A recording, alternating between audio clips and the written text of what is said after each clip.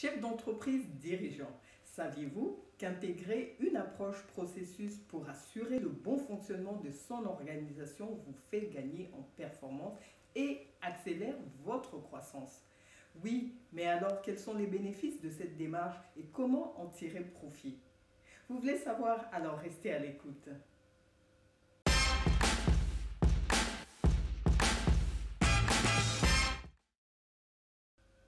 Bonjour, ici Antoinette Mabita, votre consultante coach formatrice en intelligence organisationnelle. Alors j'aide les leaders ambitieux à actionner leur zone d'excellence pour atteindre leurs objectifs professionnels avec plus d'assurance, de sens et rayonner. Alors bienvenue dans cette capsule de la série Organisation en entreprise. Alors aujourd'hui nous allons parler de la puissance de l'organisation par l'approche processus. Mais bien sûr, avant, je vous invite à vous abonner à cette chaîne si ce n'est pas encore fait pour être informé de la sortie des nouvelles capsules à venir. Décomposer ces activités service par service, étape par étape, apporte une réflexion sur son fonctionnement global.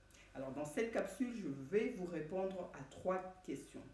Quelle valeur ajoutée apporte la mise en place de l'approche processus? Pourquoi penser process pour accompagner son développement?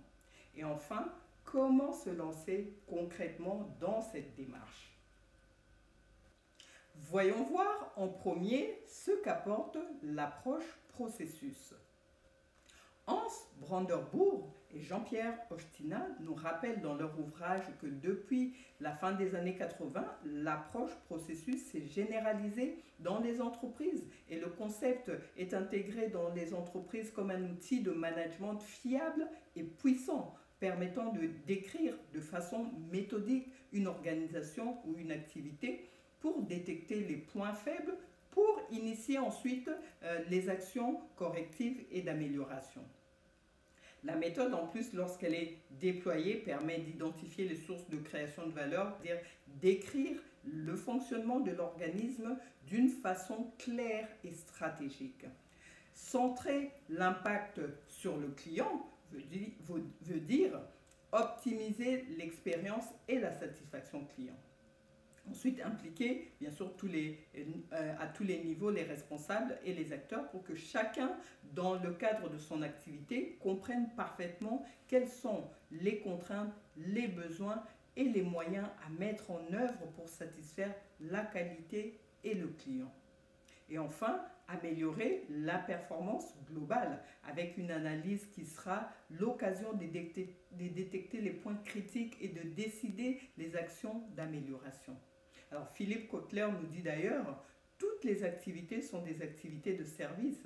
Est-ce que votre service amène un sourire sur le visage de votre client? Alors dites-vous que entrer dans une démarche processus pour faire évoluer vos façons de travailler, pour revoir si vos process actuels sont devenus obsolètes, serait effectivement un signe de maîtrise de votre écosystème de production et plus encore vous permettra de lancer la marche vers la croissance. Voyons voir maintenant pourquoi penser process pour accompagner son développement. Beaucoup de chefs d'entreprise perdent facilement 10 à 20 heures par semaine à gérer des services ou les personnes à qui ils ont délégué des tâches.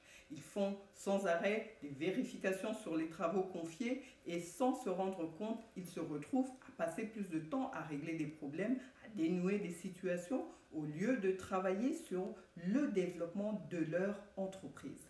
Alors si vous commencez à vous dire je n'ai pas assez de temps pour me pencher sur l'amélioration de mes services, je suis trop impliqué dans l'opérationnel. Les prestations délivrées par mes services internes ne sont vraiment pas au top niveau. Ma qualité de service se dégrade et je le vois et mes clients me le font savoir. C'est vrai, en tant que capitaine de votre barque, si vous constatez que vous avez du mal à vous focaliser sur vos objectifs de développement et que c'est la gestion de l'opérationnel qui occupe une grande partie de votre temps, il y a risque de stagnation.